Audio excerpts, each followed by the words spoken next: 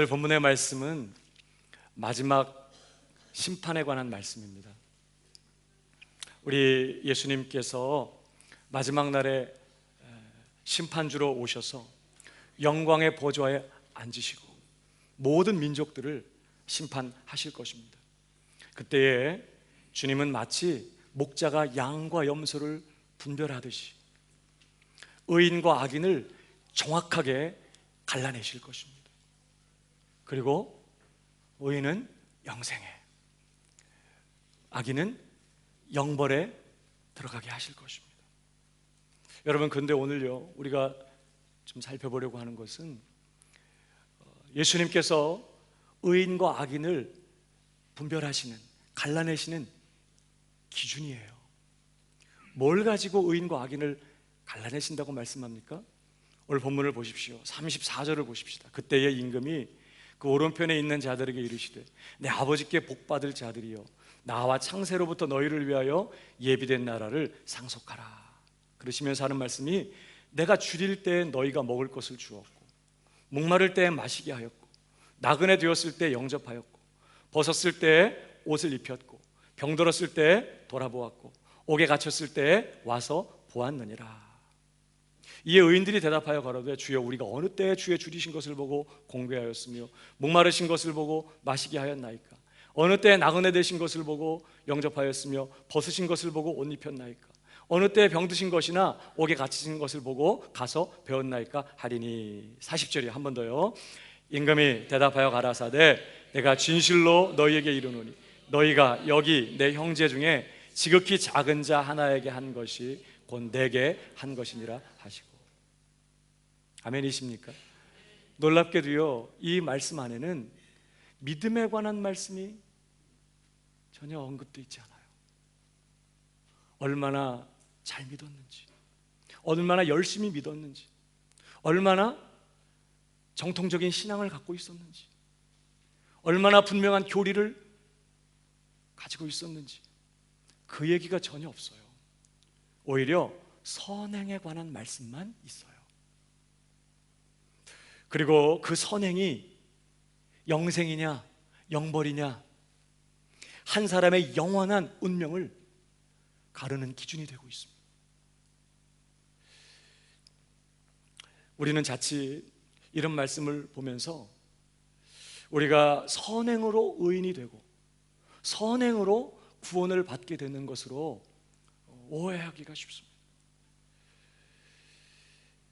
사실 예수님께서는요, 요한복음에서는 내가 부활이요 생명이니 나를 믿는 자는 죽어도 살겠고 살아서 나를 믿는 자는 영원히 죽지 아니하리라. 예수를 믿는 자는 영생을 얻을 것이라고 말씀하셨어요. 그러놓고 오늘 본문에서는 뭐예요? 선행을 하는 자는 영생을 얻을 것이다, 이렇게 말씀하는 것 같아 보여요. 뭐가 좀 잘못된 거 아닌가, 서로 이거 모순되는 거 아닌가 혼란스러워 할 수도 있습니다. 그러나 사실은 그렇지 않습니다. 여러분, 오늘 이 본문은요, 선행이 구원의 조건이 된다는 것을 말씀하려고 하는 게 아니라 진실한 믿음에는 참된 행실이 반드시 따라온다는 말씀이에요. 진실로 예수를 믿어서 구원을 받고 영생을 얻고 그래서 의인이 되고 정말 하나님 나라 백성 된 자에게는 반드시 오늘 주님이 원하시는 이러한 선한 행실이 나타나지게 돼 있다는 뜻이에요. 오늘 주님은 바로 그 행실을 통해서 그의 진짜 믿음의 여부를 확인하시겠다는 말씀인 것이죠. 좀 더 우리가 이 부분을 좀 생각해 보고 싶은데요, 마태복음 7장 16절에 주님께서 이렇게 말씀하셨어요. 그의 열매로 그들을 알지니 가시나무에서 포도를 또는 엉겅퀴에서 무화과를 따겠느냐. 이와 같이 좋은 나무마다 아름다운 열매를 맺고 못된 나무가 나쁜 열매를 맺나니. 그 나무가 아름다운 열매를 맺는 이유는 그 나무가 무슨 나무기 때문에? 좋은 나무기 때문에 그런 거예요. 그러면서 20절, 이러므로 그의 열매로 그들을 알 것이다. 이렇게 말씀하셨어요. 참 선지자, 거짓 선지자, 진짜 신자, 가짜 신자, 진짜 믿음, 가짜 믿음을 뭘로 확인할 거라고요? 열매. 겉으로 드러나고 바깥으로 나타나는 이 행동, 행실의 열매를 통해서 확인할 거라고 지금 말씀하는 거예요. 여러분, 우리는요, 나무에 맺히는 열매를 통해서 그 나무의 정체를 확인해요. 그 나무가 사과 열매를 맺었기 때문에 사과 나무가 되는 게 아니라, 원래 그 나무가 무슨 나무라? 사과 나무여서 사과 열매를 맺는 거예요. 우리는 그저 그 열매를 보고, 아, 이 나무가 배나무인 줄 알았더니 사과나무였네, 이렇게 확인하게 되는 거예요. 우리는 배나무, 사과나무를 구별 못할 거예요. 그러나 열매 보면요, 정확하게 우리도 구별할 수 있는 것이죠. 마찬가지예요. 선행을 했기 때문에 의인이 되는 게 아니에요. 우리 모두는 이미 허물과 죄로 죽어 있었다고 했어요. 생명이 없었어요. 하나님이 원하시고 요구하시는 선한 행실을 할 수 있는 실력과 능력이 전무했던 존재였어요.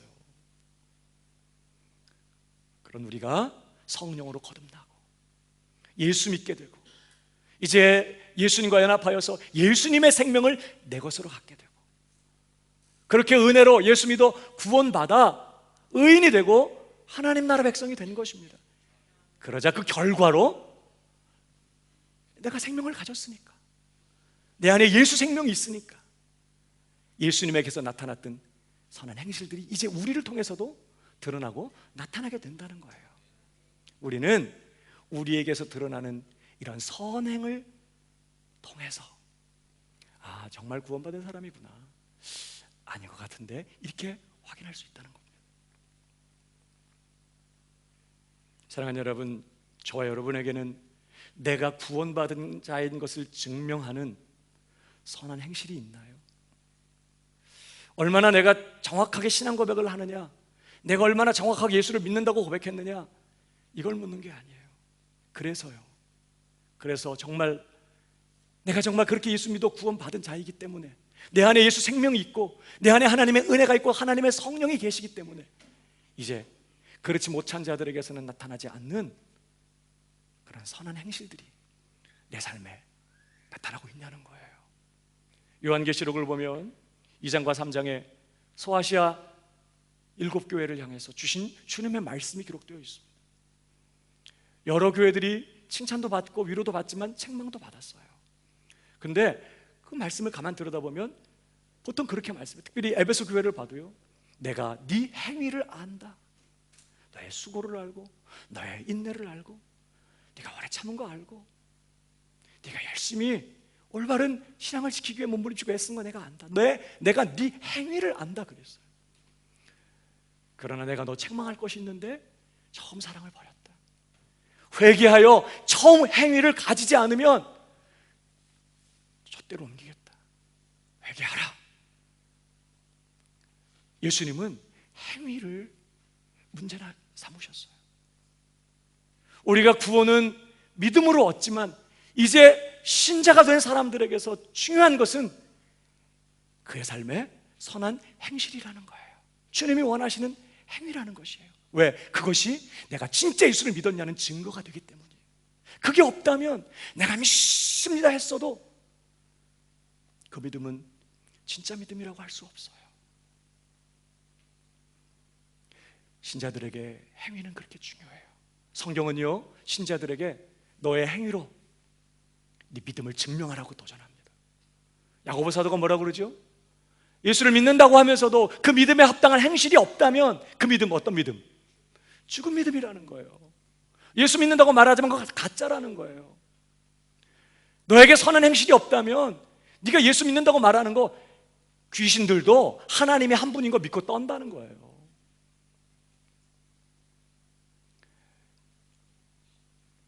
행함으로 참 믿음을 증명하라고 촉구하는 것입니다. 그러니까 이렇게 함께 모여서 우리가 경건한 분위기에서 예배드리는 것도 참 중요해요. 그러나 여러분, 이제 예배가 마치고 우리가 가정으로 돌아가고 우리 일터로 돌아가고 우리가 세상 속으로 들어갔을 때, 그때가 정말 내가 진짜 믿음의 사람인지를 증명할 중요한 순간이라는 걸 기억하셔야 돼요. 여기에서는 다 그렇게 하니까 경건한데, 가정에서, 세상에서 우리의 삶의 행실이 믿음에 합당한 것이 아니라면 우리가 예수 믿는 거 의심해 봐야 된다는 거예요. 성경은 그렇게 해. 그 사람이 정말 예수 믿은, 구원받은 의인이라면 반드시 선행을 통해서 그 믿음을 증명하게 되어 있다고 말하는 것입니다. 그리고 중요한 건 마지막 날에 우리 예수님께서 진짜냐 가짜냐, 양이냐 염소냐, 진짜 믿음이냐 형식적인 종교 생활이었냐, 뭘로 확인하시겠다고요? 우리가 삶에서 드러냈던 우리의 행실을 가지고 진짜 믿었냐, 종교 생활했냐, 양이냐 염소냐 갈라내시겠다고 말씀하는 겁니다. 여러분,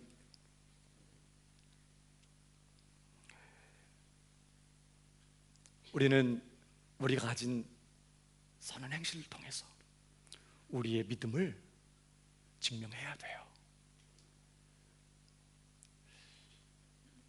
우리는 우리의 선한, 주님이 원하시는 선한 삶의 행실을 통해서 내가 진짜 구원받은 하나님 나라 백성이라는 사실을 증명해내야 합니다. 그런 은혜로 구원받은, 그래서 천국의 상속자가 된 의인들에게서는 어떤 선한 행실이 나타나야 할까요? 오늘 주님은 그러한 구원받은 자들에게서 어떠한 선한 행실이 있어야 된다고 오늘 본문을 통해 말씀하시는 걸까요? 오늘 본문의 표현대로 하면요, 누군가 줄일 때 먹을 것을 주는 것입니다. 목마를 때 마실 걸 주는 거예요. 목마르신 분 계세요? 누군가 나그네 된 자 자기 집으로 영접하고, 벗은 자를 입히고, 병든 자를 돌아보고, 옥에 갇힌 자를 찾아가는 것이라고 말합니다. 그런데 중요한 건요, 이렇게 먹이고 입히고 돌아보고 섬기고 찾아가고 이런 거를 하는데 누구에게 했냐는 거예요. 누구에게. 오늘 예수님께서는 의인들을 향해 누구에게 했다고 그래요? 오늘 다시 보십시오. 40절에 이런 일들을 누구에게 했다고요? 여기 있는 내 형제 중에 지극히 작은 자 하나에게 했다는 거예요. 의인들이 그렇게 살았다는 것입니다. 자기들은 그렇게 산 줄도 몰랐는데 주님이 그렇게 정말 다 보고 계셨고, 그걸 가지고 창세로부터 예비된 하나님의 나라를 상속하라고 그들을 축복하고 계세요.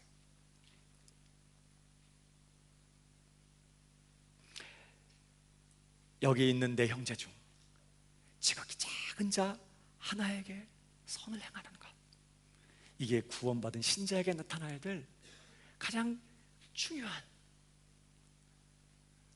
그리고 어쩌면 유일한 증거라는 것입니다. 진짜 신자된 자의 표징이라는 거예요.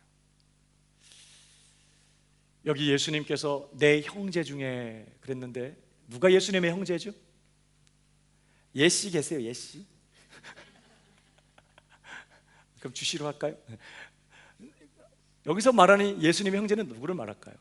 물론 예수님께서 누가 내 형제냐, 아버지 하늘에 계신 내 아버지 뜻대로 하는 자가 내 형제라, 그런 표현도 하셨는데, 어쨌든 여기 예수님의 형제는 누구를 말할까요? 하나님을, 예수님의 아버지이신 그 하나님을 내 아버지라고 부르는 하나님의 자녀된 모든 예수 믿는 신자들을 다 포함하는 것입니다. 자, 원래는 하나님은 예수님의 아버지셨어요. 예수 그리스도의 아버지, 그렇죠? 근데 우리가 예수님을 믿음으로, 예수님과 연합됨으로 그 아버지가 내 아버지도 되신 거예요. 그럼 천수가 어떻게 돼요? 이제 예수님은 우리 주님이시지만 천수로는 형님이 되지, 아들, 원래부터 계셨던 맏아들이시고 우리는 이제 입양된 형제들이 된 거예요. 그래서 오늘 예수님이 내 형제들이라고 말할 때는 그렇게 예수 믿어 구원받고 하나님의 자녀가 된 모든 신자들을 지금 말하는 것입니다. 그 신자된 자들 중에 지극히 작은 자 하나에게 했대요, 이런 선한 일을. 여기 작은 자 어떤 사람일까요? 나이 어리고 키가 작은 그런 사람을 말할까요? 오늘 본문의 이 단어의 의미는요, 한마디로 무가치하게 여겨지는 사람을 말합니다. 공동체 안에서 전혀 사람들의 주목을 받지 못하고 관심을 끌지 못하는 사람을 말해요. 완전 존재감이 없어. 있으나 마나, 뭐 있는지 없는지. 야외 예배에 가서 같이 밥 먹다가 알았어. 저분이 우리 교회 다녔구나. 뭐 전혀 어떤 존재감을 드러내지 않았기 때문에 있었는지 없었는지, 전혀 사람들의 주목을 끌지 못하고 관심을 받지 못하는 그런 존재감이 없는 소외된 부류의 사람들을 지금 말하는 거예요. 그래, 덩치가 굉장히 크면서도 굉장히 작은 자일 수 있겠죠. 나이가 굉장히 많으시면서도 굉장히 작은 자일 수 있습니다. 어쩌면 정말 오늘 말씀에서 말씀한 것처럼 우리 신자들 중에 막 가난하고 공핍하고 큰일 있을 때마다 돈을 누구한테 막 빌리러 가야 되고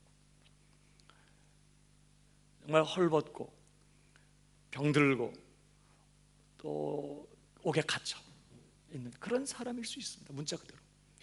뿐만 아니라 사회적으로나 개인적으로 가진 것이 없는 약자들과 소외된 계층의 그런 신자들일 수 있어요.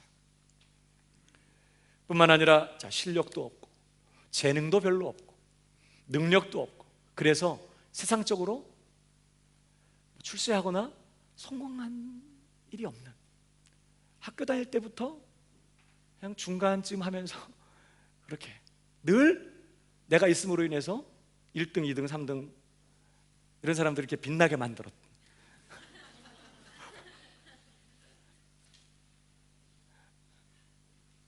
반장이 할 일을 늘 할 일이 있게 만들었던 그런 사람, 세상적으로 별로 출세하거나 성공하지 못한, 가진 것이 별로 없는 그런 사람. 그래서 내가 그 사람을 알고 지내지만 나한테 별 도움이 안 되는 사람이에요. 오히려 그 사람을 알고 지내는 것 때문에 밥 사줘야 돼, 때로는 뭐 돈 빌려줘야 돼, 뭐 힘들다 그러면 또 가서 위로해주고, 또 뭐 이렇게 아프긴 자주 아픈지 또 늘 찾아가 봐야 되고, 늘 내가 그 사람 아는 것 때문에 덕은 안 되고 늘 힘이 될 수 있는 그런 사람이에요. 같이 있으면 말은 또 왜 이렇게 미운 말만 골라서 해? 좀 생각해서 말하지. 말을 하면 꼭 밉게 말하는 사람이 있어. 그래서 짜증나고 상처되고, 말을 해도 어떻게 저렇게 하냐, 속상하고 상처되고. 그럼 자기는 또 전혀 그런 걸 몰라. 너무 혼자 행복한데 주변의 사람들은 너무 힘들어. 그렇게 영적으로 미숙하고 정말 못난 그런 사람들이 있을 수 있어요. 작은 사람, 지극히 작은 자라고 했으니까 정말 여러 면에서 형편없는 처지에 있는 그런 사람. 여러분, 혹시 여러분 주변에 그런 분들 계세요? 내 주변에 갑자기 목사님이 막 얘기하니까 막 누구 막 떠오르고. 여러분 주변에 혹시 그런 분들 계십니까? 아무도 없어요? 혹시 여러분이 그 사람 아니었대? 내가 작은 자야, 내가. 그런 사람은 이제 주변에 아무도 작은 자가 안 보이죠. 자기가 제일 작은 자니까. 웃자고 한 얘기지만요, 여러분, 우리 가정에 이런 분 안 계세요? 어쩌면 내 남편이 믿음 연약하고 옛날에 교회 다녔지만 지금 믿음 잃어버리고 있는 연약한 내 남편일 수 있어요. 한때는 천사였는데 아이들을 낳고 완전히 무너져서 지금은 너무 막 무서운 아내일 수 있습니다. 사춘기를 막 지나가는 우리 자녀들일 수 있어요. 나이 들고 홀로 되시고 병약해지시고 이제 은퇴하고 경제적인 능력이 전혀 없어서 늘 경제적으로 서포트를 해드려야 되는 내 부모님이나 시부모님, 처가댁의 장인 장모님일 수 있습니다. 우리 목장 식구 중에요, 믿음 연약하고 미숙한 그러한 목장 식구일 수 있습니다.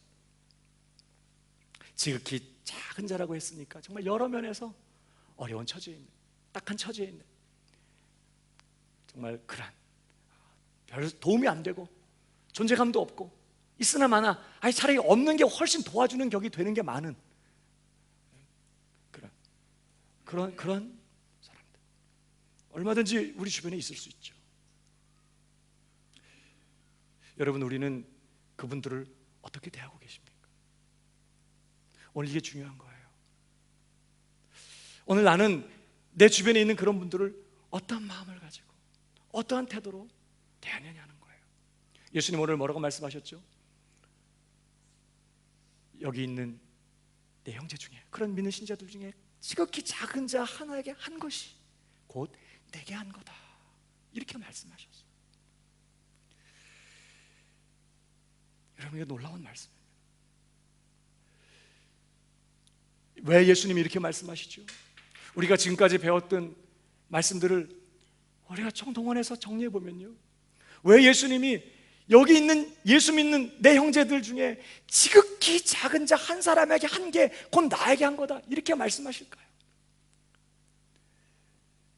예수를 믿는 성도 한 사람 한 사람은 다 예수님 안에 있어요.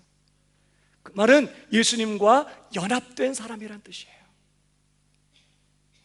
여러분, 사울이 초대교회 성도들을 핍박했습니다.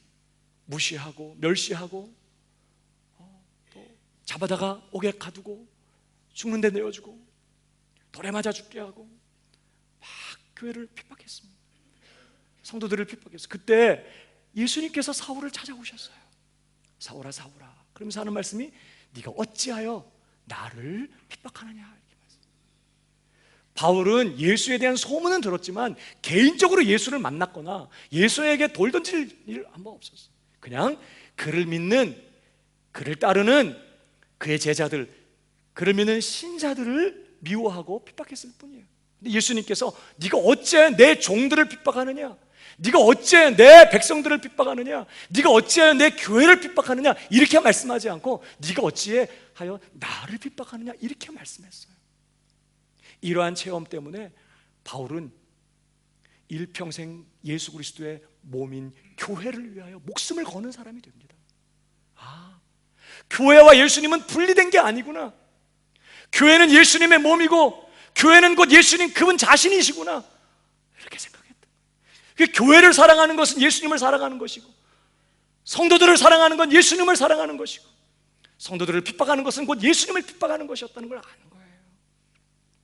심지어 여러분, 오늘 본문을 보십시오. 예수님은요, 내가 줄일 때에 너희가 먹을 것을 주었고 내가 목마를 때 너희가 마실 걸 주었다, 이렇게 말씀합니다. 사실 누가 굶주렸어요? 정말 예수 믿는 신자 중에 아무도 돌아봐 주지 않는 한 성도가 먹을 것이 없어서 굶고 있었다고요. 그런데 주님은 내가 굶었다고 말씀하고 있다고요. 뭘 말해요? 예수님은 신자 한 사람 한 사람을 자기 자신과 철저하게 동일시하고 계세요. 정말 예수 믿는 신자는 예수님과 완전히 연합된 사람이에요. 예수 믿는 신자는 예수님과 완전히 하나가 된 사람이에요. 그래서 예수님은 내 종이다, 내 백성이다, 이렇게도 안 해. 내 자신이라고 말씀하세요. 그 사람이 굶주린 건 내가 굶은 거예요. 지금 예수님 이런 식으로 말씀하는 것 같아요.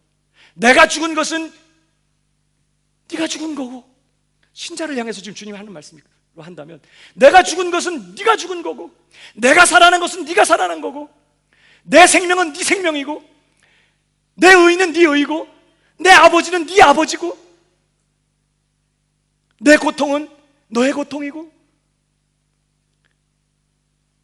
내 영광은 너의 영광이고, 내 모든 것은 네 거다. 너는 내 몸이야, 너는 내 자신이야. 지금 그렇게 말씀하고 있는 것이죠. 그러면서 네 허물은 내 허물이고, 네 죄는 내 죄고, 네 아픔은 내 아픔이고, 너의 슬픔은 나의 슬픔이고, 네가 배고픈 것은 내 배고픔이고, 네 문제는 내 문제고, 네가 핍박을 받는 건 내가 핍박받는 거고. 아멘이십니까? 예수님은 그렇게 우리를 생각하신다고요. 가까운 정도가 아니라 완전 자신의 몸으로 여기신다고. 넌 나야. 이렇게. 우리가 정말 예수님을 믿는다면, 그래서 내가 예수님 안에 있습니다, 난 예수님 안에 있습니다, 예수님이 내 안에 계시고 난 예수님 안에 정말 예수님을 이렇게 믿는다면 우리도 이제 우리 자신을 그렇게 여겨야 될 줄로 믿습니다. 예수님이 죽으신 것이 내가 죽은 거예요. 예수님이 사신 것은 내가 산 거예요. 예수님의 생명은 내 생명이에요. 예수님의 의, 내 의예요. 예수님의 아들의 권세는 내 권세예요. 예수님의 비전은 내 비전이고, 예수님의 꿈은 내 꿈이고, 예수님의 슬픔은 내 슬픔이고, 예수님의 고통은 내 고통이고, 내 모든 죄 다 예수님의 것이고, 내 문제 예수님의 문제고, 내 아픔 예수님의 아픔이고, 내 고민거리는 예수님의 고민거리고. 그래서 주님이 아무것도 염려하지 말라고 하셨는 거예요.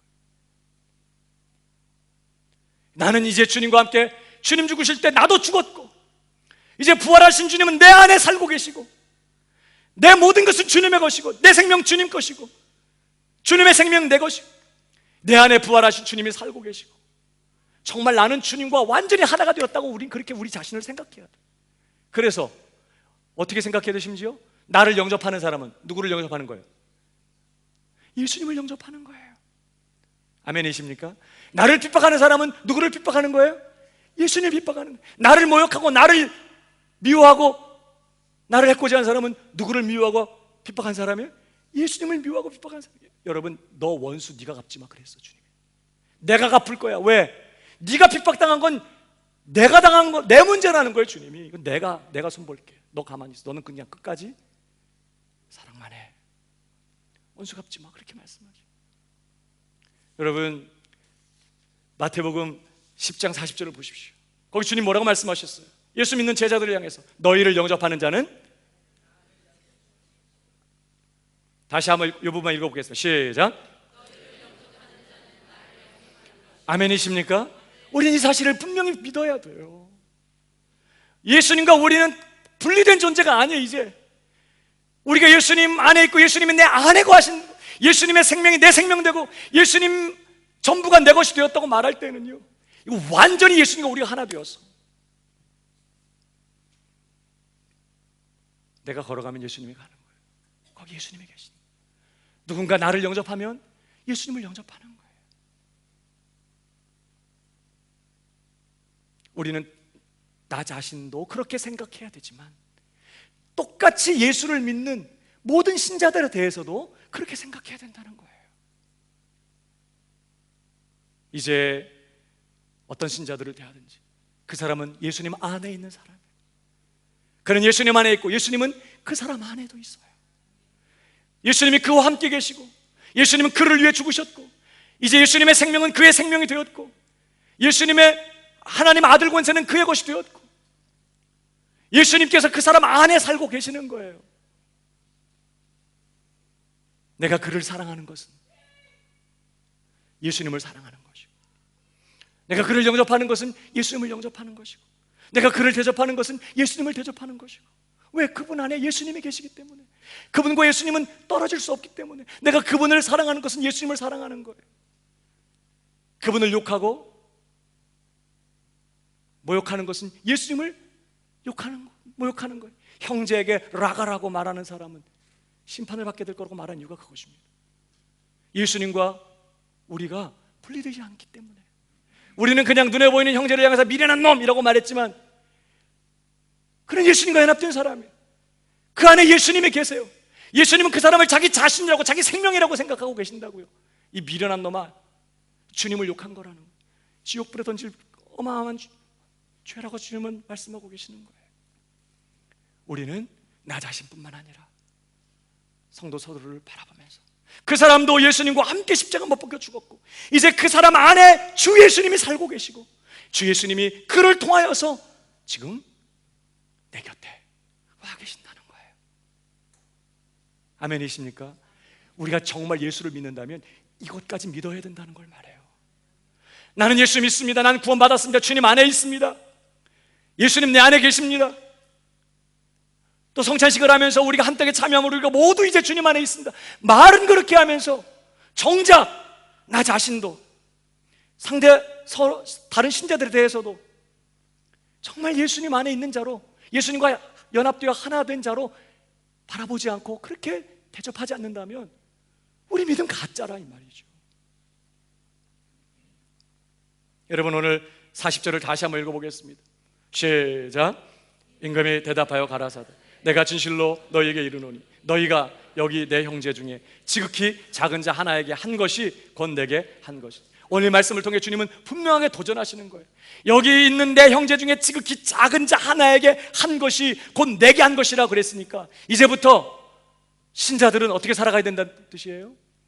지극히 작은 자 한 사람을 누구 대하듯이 그 사람에게 하는 게 예수님께 하는 거니까, 그가 아무리 작은 자이고 아무리 미천한 자이고 아무리 힘없는 자이고 아무리 연약한 자일지라도 그가 예수를 진정으로 믿는 신자라면 그분 안에 예수님이 계세요. 그분에게 하는 모든 태도는 예수님께 하는 거예요. 지극히 작은 자 하나에게 하는 것이 예수님께 하는 거니까 이제는 정말 지극히 작은 자를 예수님을 대하듯이 세상에서 가장 존귀한 자로 대하며 살아가야 된다는 것을 말해요. 그게 천국에 합당한 사람들의 모습이라는 거예요. 그리고 그 사람들만 있게 되는 곳이 새하늘과 새 땅인 것입니다. 사실은 이 말씀 안에는요, 오늘 이 땅에서도 우리 가정을 어떻게 천국으로 만들 수 있느냐, 반대로 우리 가정을 어떻게 지옥불이 타는 그런 곳으로 만들 수 있느냐, 답이 여기 있어요. 천국은 지극히 작은 자 한 사람을, 가장 못나고 연약하고 나한테 도움 안 되고 부담되고 속상하게 만드는, 있어서 힘들고 정말 그렇게 부담이 되는 그 사람조차도 예수님처럼 세상에서 가장 존귀한 자로 여길 줄 아는 그런 곳이 천국이고요, 그게 신자의 삶이라는 거예요. 여러분, 저는 저와 여러분이 그러한 신자가 되기를 축복합니다. 지극히 작은 자 한 사람을 예수님을 대하듯이 대할, 정말 그것이 그 사람이 진짜 구원받은 증거라는 거예요. 그런 변화가 일어났다면, 내 속에 그런 변화가 일어났다면 정말 내 속에 정말 성령님이 계신다는 뜻이에요. 이제 이런 부분들이 문제가 되고 내가 이런 부분들이 잘못됐구나 버대끼게 되고 이런 것들에 대해서 몸부림을 치기 시작한다면 내 안에 생명이 들어와 있다는 증거인 것이에요. 우리가 정말 지극히 작은 자 한 사람을 예수님을 대하듯이 그렇게 가장 존귀한 자로 지극히 작은 자 한 사람을 대할 수 있기 위해서 우리한테 필요한 게 있어요. 오늘 저는 두 가지 정도로 정리하고 말씀을 마치려고 합니다. 우리가 정말 지극히 작은 자 한 사람마저도 예수님처럼 대할 수 있기 위해서, 첫 번째로 우리는요, 작은 자를 무시하고 함부로 대하는 이것이 지옥에 던져질 사악한 죄악이라는 사실을 깨달아야 된다는 거예요. 사람을 무시하고 작은 자라고 연약한 자라고 무시하고 못마땅하게 생각하고 불평하고 함부로 대하고 멸시하고 그렇게 하는 그 일이 우리가 철저하게 버리고 돌아서야만 할 아주 사악한 죄악이라는 사실에 대해서 우리가 분명히 인식할 필요가 있다는 거예요.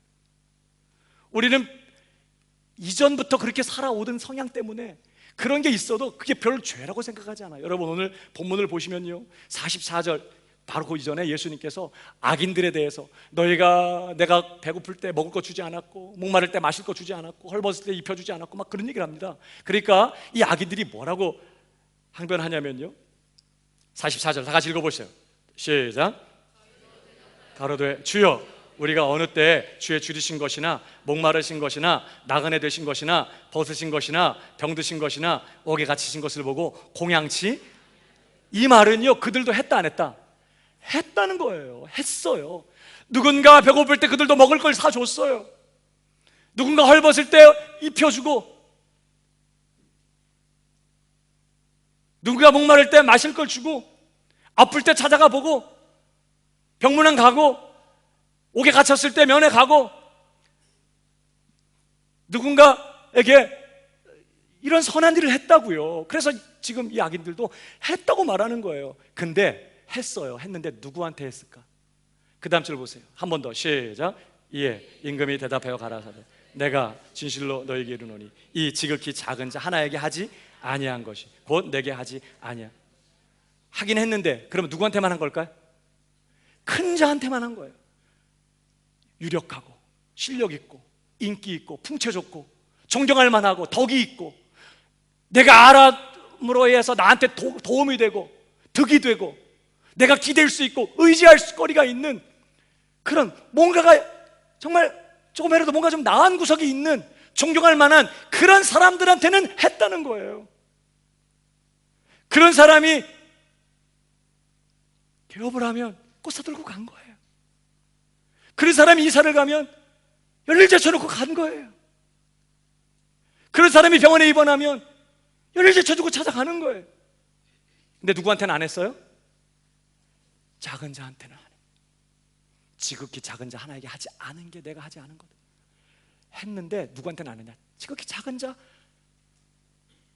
있는지도 몰랐고 관심도 없었고 그 사람들에게는 절대 안 했다는 거예요. 차별한 것이죠. 예수님은요 바로 이 일이 그러니까 누구한테만 한 거예요? 큰 자들에게만 잘하고 지극히 작은 자에게는 전혀 안 했던 바로 이 일이 영원한 지옥불에 던져질 사악한 죄악이라고 지금 단정하시죠. 여러분 야고보서 2장을 보십시오. 내 형제들아 영광의 주 곧 우리 주 예수 그리스도를 믿는 믿음을 너희가 받았으니 너희가 진짜 예수 믿는 신자라면 그런 뜻이에요. 사람을 외모로 취하지 말라. 지금 열심히 교회 나가라 뜨겁게 찬송 불러라 이렇게 말하지 않아요. 네가 진짜 예수 믿는 신자 됐다면 이제부터는 사람을 외모로 판단하지 말라는 거예요. 구체적인 예를 들어볼까요? 만일 너희 회당에 금가락지를 끼고 아름다운 옷을 입은 사람이 들어오고 또 더러운 옷을 입은 가난한 사람이 들어올 때에 너희가 아름다운 옷을 입은 자들을 돌아보아 가로되 여기 좋은 자리에 앉으소서 하고 또 가난한 자에게 이르되 너는 거기 섰든지 내 발등상 아래 앉으라 하면 너희끼리 서로 구별하며 악한 생각으로 판단하는 자가 되는 것이 아니냐. 그러면서 9절입니다. 같이 읽어보십시다. 시작. 외모로 사람을 취하며 죄를 짓는 것이니 율법이 너희를 범죄자로 정하리라.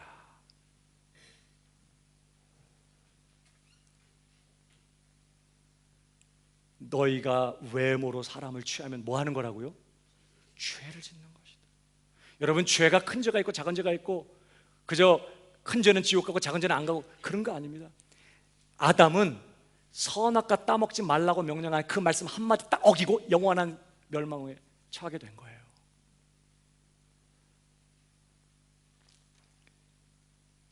폴 워셔 목사님이 막 설교하는데 어린 꼬마 아이가 막 부들부들 떨면서 강단 앞으로 나왔어요. 그러면서 그 목사님께 탄원하듯 말했습니다. 목사님, 저같이 사악한 죄인도 구원받을 수 있습니까? 그러자 목사님이 너 무슨 죄를 그렇게 지었냐? 엄마 말씀 안 들었다는 거예요. 그래서 사람들이 웃었어. 와, 웃었어. 그러자 이 목사님이 조용히 하시라고. 지금 하나님께서 이 아이들을 통해 우리에게 막 말씀하고 계신다. 여러분, 부모님 말씀에 순종하지 않고 부모님 말씀을 거역한 그 하나의 죄만으로도 영원히 지옥에 들어갈 수 있다는 걸 아십니까? 죄는 그런 거예요. 나는 많은 죄 짓지 않았어. 큰 죄 짓지 않았어. 그래서 난 괜찮아. 정말 그럴까요? 그렇지 않습니다. 오늘 사람을 외모로 취하면 죄 짓는 거라고 그랬어요. 지옥에 들어가기 합당한 죄라는 거예요. 율법이 너희를 범죄자로 정하리라. 그러니까 네가 진짜 예수 믿는 사람이라면 이제부터 사람을 외모로 취하지 마. 왜? 그건 아주 사악한 죄이기 때문에 이제 그 죄로부터 돌아서라는 거예요. 요즘 뭐 실험하면서 뭐 이렇게 막 동영상을 찍어서 막 유튜브에 올리는 일들이 많은 것 같습니다. 어떤 분이 실험을 했잖아요. 노숙자 행sek을 하고 식당에 간 것입니다. 내가 이 식당에서 밥을 먹을 수 있을까요? 예약이 가능합니까? 문 앞에서 지키고 있는 매니저가 안 된다는 거예요. 못 들어오네. 다 찾고 자리 없다는 거예요. 가는 식당마다 그 냄새나고 형편없는 몰골을 보고 자리 없다는 거예요. 설정이에요. 이제 이분이 30분이나 1시간 후에 어마어마하게 비싼 오픈 스포츠카를 타고 나타나요. 람보르기니 같은 그런 스포츠카를 타고 무릉 소리를 내면서 그 식당 앞에 딱 서는 것입니다. 그리고 아주 멋지게 차려입은 신사복장을 하고 차에서 내려서 매니저에게 다가가서 내가 지금 밥 먹을 수 있겠냐? 내가 지금 예약을 못하고 왔는데 이 식당에 자리가 있냐? 있다고. 들어오시라고. 정색을 하고 이제 매니저에게 묻죠. 내 얼굴 알겠냐고. 그러니까 이렇게 자세히 보더니 알아보는 거예요. 아까 자리 없다고 하더니 지금 자리가 생겼냐. 그러면서 나 기분 나빠서 이 식당 안 들어간다 뭐 이러면서 이제 유유히 차를 타고 막 이렇게 가고, 매니저 엄청 사장한테 까이고. 옛날에 꽤 오래전인 것 같은데요, 그런 말씀 들은 게 기억이 나요. 어떤 목사님이 자기 성도 가정에 무슨 그 예배를 인도할 일이 있는데 그분이 아주 굉장히 좀 부유한 분 같아요. 호텔 식당에서 예배를 이렇게 드리게 된 것입니다. 그래서 그분 가족들은 그분 좋은 차를 타고 가고, 옛날에 우리 목사님들 티코 같은 차, 교육자들하고 같이 그 차를 타고 갔어요. 호텔에 들어갔는데 그 앞에 간 그 차는 주차장으로 내려가는 거예요. 주차장에 내려간 게 아니라 내리시라고. 그 이제 거기 앞에 한 분이 파킹 다 대신 해주고. 근데 그 티코가 딱 갔더니 왔는지 마는지 막. 그래가지고 그분들은 벌써 도착하고 기다리고 있고, 목사님하고 교육자들은 한참 후에 거기 가고. 여러분, 세상은 이런 식으로 돼요. 그리고 아까도 말씀드렸지만 그런 일들에 대해서 그냥 웃음거리로 뭐 그렇게 하지만 성경은요, 그런 차별하는 것을, 사람을 외모로 판단하고 큰 자는 아주 귀하게 대접하지만 그렇지 못한 자들을 아주 무시하고 함부로 대하는 것에 대해서 아주 무서운 죄라고 정죄하고 있다는 걸 기억해야 돼요. 사랑하는 여러분, 오늘 우리 광명교회 안에는 이런 일이 없어요. 우리는요, 어떤 분이든지 그가 세상적으로 큰 자든지 작은 자든지 정말 주님처럼 존귀한 자로 대할 줄 아는 이런 영적인 실력이 있어야 될 줄로 믿습니다. 우린 기억해야 돼요. 사람을 차별하고 사람을 외모로 판단하는 이 일이 사악한 죄악이고 우리가 버려야 될, 철저하게 끊어내고 회개해야 될, 우리가 이전에는 그런 삶을 살아왔지만 이제는 철저히 도려내야 될, 우리 교회 안에서 철저히 제거하고 우리 가정 안에서 제거하여 천국을 이루기 위해서, 천국을 경험하기 위해서 우리가 반드시 제거해야 될 죄악이라는 사실에 대해서 우리가 눈을 뜨고 이 죄와 싸울 줄 아는 이런 신자가 되어야 된다는 것이죠. 또 한 가지는요, 우리가 지극히 작은 자 한 사람을 예수님 대하듯이 그렇게 존중히 여기면서 최고로 존귀하게 여길 수 있기 위해서 또 한 가지 필요한 건요, 어떤 신자를 대하든지 그 사람 안에 계시는 예수님을 바라볼 수 있어야 된다는 것입니다. 다시 말하면 그 사람이 예수님 안에 있는 사람이고, 예수님은 그 사람 안에 있고, 예수님이 그 사람의 전부가 되셨고, 예수님은 그를 사랑하시고 그의 모든 것이고, 예수님은 오늘 그분 안에 계신다고 하는 사실에 대해서 우리가 분명히 인식하는 눈이 열려야 된다는 뜻이에요. 여러분, 우리 고린도후서 5장 16절을 보시면요, 이런 말씀이 있습니다. 그러므로 우리가 이제부터는 아무 사람도 육체대로 알지 아니하노라.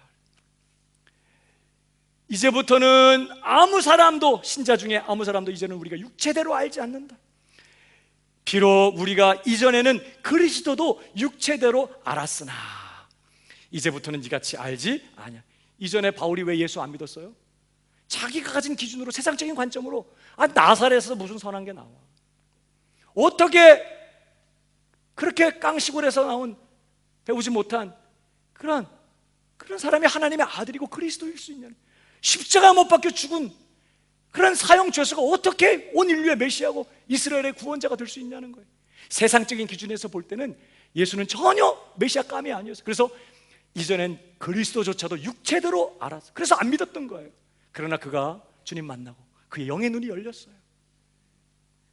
예수님은 영광의 주님, 나의 하나님, 나의 구주, 나의 주님이셨어요. 그분에게 내 삶 전부를 드렸습니다.